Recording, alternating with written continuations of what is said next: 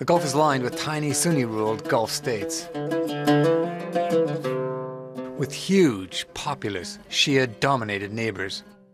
In Iran's case, with a possible nuclear weapon. Fear of Iran is demonstrated by potential sales of military equipment from America, estimated at up to $122 billion over the next 4 years. The King of Jordan raised the specter of a Shia crescent across the Middle East, Iran's influence stretching to the Mediterranean with Lebanon's Hezbollah, and including Shia communities in the Gulf states. The mullah in Iran, they want Hezbollah. In Lebanon, they build it. They made another Hezbollah Sunni in Gaza. They want to make Hezbollah Houthi in the south of Saudi Arabia, but they destroyed, by Saudis and Yemen army. They want to build, already they have Hezbollah here in Kuwait, but without, until now, without military power. Bahrain is a country that prides itself as being slap bang in the 21st century, being one of the most democratic states in the region.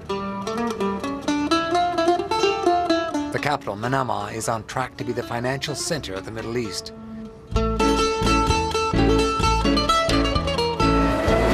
It hosts Formula One races and is the base for the US Fifth Fleet. Both Bahrain and Kuwait are the West's poster children for democracy in the region.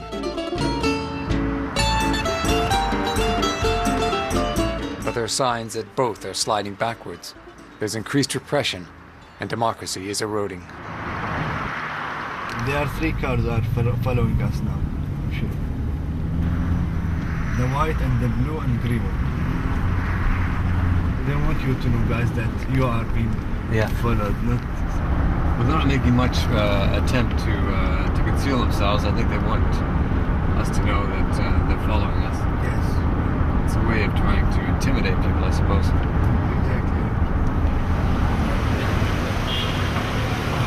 Today was the 3rd hearing in the terrorist trial.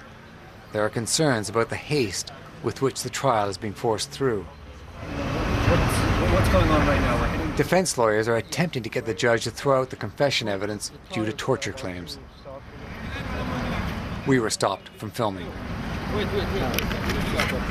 Okay. Like most of the relatives, I wasn't allowed in the court to witness proceedings. Family members had to sit across the road in a cafe and wait to hear secondhand what happened. Was the visiting lawyer confident of a fair trial? No, I'm not that optimistic because I was quite surprised that the court did not pay more attention to what was said about these torture allegations. We have all these hearings, one after the other, so shortly after the facts for which, and after the arrest of these people who will be judged. We asked for interviews with senior government ministers, but were turned down. Instead, we were provided with interview clips refuting the torture allegations.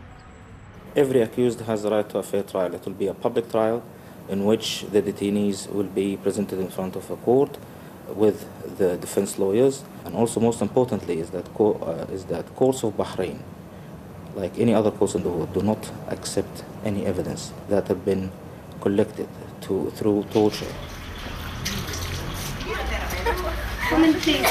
My husband was arrested on the 4th of September, and for almost 4 weeks we were not able to know anything about him, nothing at all. Janan's husband, Ali Abdulimam, is known as the Bahraini blogger. His last blog was in defense of those who'd been arrested. Since his arrest, he's lost his job at Gulf Air, and Janan has to fend for the 3 children alone. She says he's completely innocent. I don't see him as, the voice of Shia. He's the voice of what should be right. So whether he was a Shi'i or a Sunni, he's a citizen. He's a Bahraini citizen. So he feels he's speaking for all Bahrainis, not for one segment or another. Exactly, definitely. Do you see him as a political prisoner? That's the case, actually. It is from here up to there. Ammar al-Asabi's brother is another of the accused. He says his brother is innocent of all the charges. As we drive to his home, he's telling me about the discrimination Shia suffer, in housing, for example. Yeah, I'm still waiting for the last 15 years. 15 years for my house, to get a house. So I am in the list, you could say.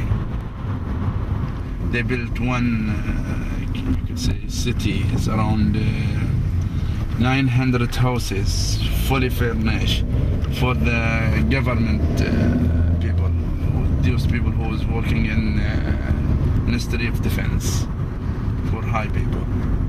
And the Ministry of Defense, can Shia work in the Ministry of Defense?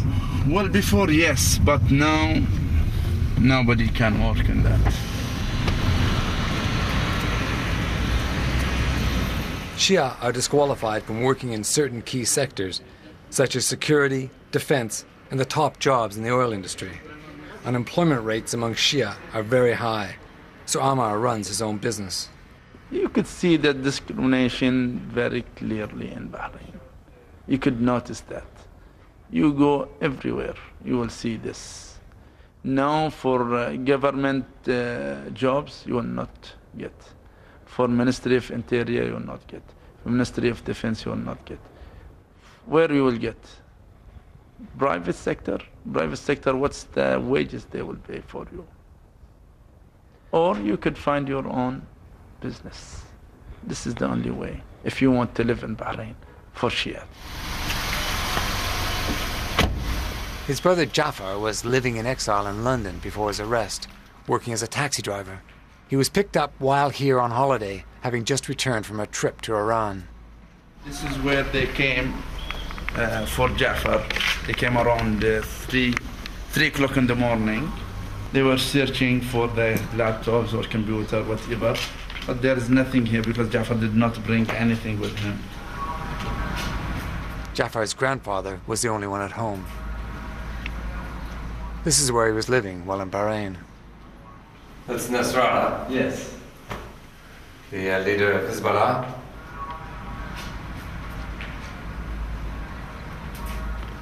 This is Ayatollah Khomeini. Ayatollah Khomeini, yeah. You can imagine what the Bahraini security services thought of this. We'd been told the detainees had been questioned about links to Iranian-backed Hezbollah. In a statement to us, the government said they had strong diplomatic and trading ties with Iran, but expressed concern about its acquiring nuclear weapons.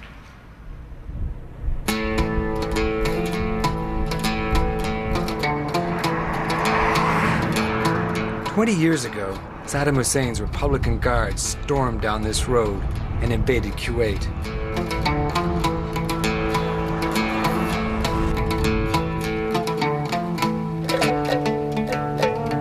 After 2 days of intense fighting, up to 600 Kuwaitis lay dead. Saddam Hussein declared Kuwait Iraq's 19th province. This bombed-out village on the border between Iraq and Kuwait is a stark reminder of just how vulnerable this small Gulf state is to threats from its powerful neighbors to the north and to the east. Memories of the invasion are still vivid in Kuwait City, and if anything, with the threat of a nuclear-armed Iran across the Gulf, those fears are growing. I fear an Iranian invasion. It's a constant anxiety. If there was an Iranian invasion, it would be more dangerous than an Iraqi one, because Iraq didn't find any supporters when it invaded Kuwait, but Iran might. I'd expect the Shia to be a fifth column for Iran. Please. Shia, like physicist Dr. Omran Mohammed. The fear of this so-called fifth column certainly appears to be taking grip. He lost his job and had his Kuwaiti passport confiscated for, he says, being Shia and a human rights activist. It's nothing new. The same people have told us that the fear should be from Iran. Iran is a terrorist country. Iran is looking forward to take parts of Saudi Arabia and Kuwait.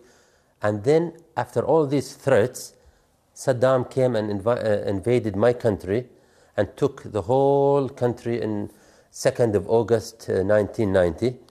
And it showed us so clearly that they were all big lies, and to keep us away from the real threat from Saddam and the real threat from Israel. Would you be concerned if Iran had nuclear weapons? Would you be concerned? This is a theoretical question. I am very certain that Iranians are not looking forward to have nuclear weapons. Also, I am well aware that Imam Khamenei, who is the supreme leader of Iran, has a fatwa against having nuclear weapons. And Iran, as a religious country, abide by religious fatwa. So this fear, then, you're saying is a false fear that is completely false fear. But fear there is, and it's having an impact on Kuwaiti life. There is the same kind of crude clampdown on freedom of speech, as in this attack on a university professor in December for speaking out against human rights abuses.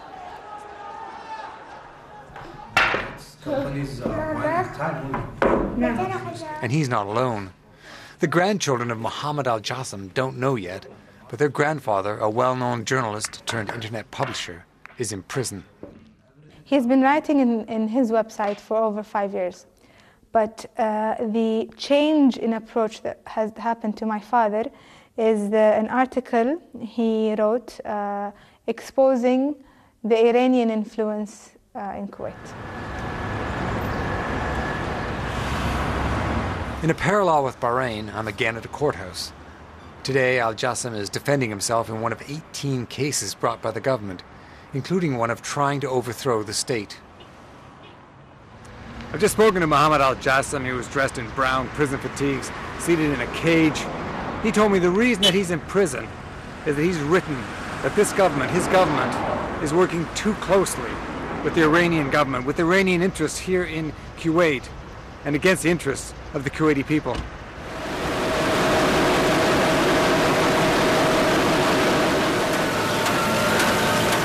Al-Jassim is no small fry. He used to be managing editor here at the respected Al Watan newspaper. This country still has a feisty media.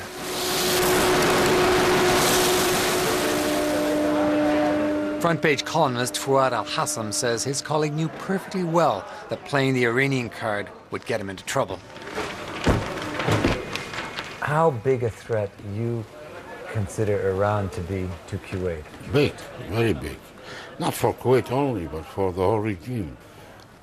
Dangerous situation with a crazy mullah in Iran. Now, what kind of a threat specifically do you feel that Iran poses to Kuwait? Ideology is the first thing. Ideology? Yes, I have believed that Shias belong to their mullahs more than belong to their countries. If the mullahs say something, then Shia will respond. Yes. It looks like Europe in the Dark Ages. I mean, when the church and when the popes and the people, they follow them. You knew right away. He's talking about people like Janan, the wife of the blogger Ali Abdulimam. But it's clear to me that she's not the puppet of some Iranian mullah. She's challenging misconceptions and false allegations. There is a risk for you. Why are you talking to us? Well, I think there is a risk to me, yes. I think I'm worried, I'm concerned about that. But if I don't do this, I will be more concerned about me being silent. Bahraini Shia villages have seen scores of boys and men picked up by security forces. The community feels increasingly victimized. The irony is that this clampdown will create the very problem it's aimed at stopping, politicizing people against their governments. This is going to end, but not soon. This might take several years. I'm one of those who really started to change. I said, okay, I should stand up, I should think, I should be aware. Okay, I have no interest in political issues, but now somebody should do something about it. And I am one of those who changed because of that, actually.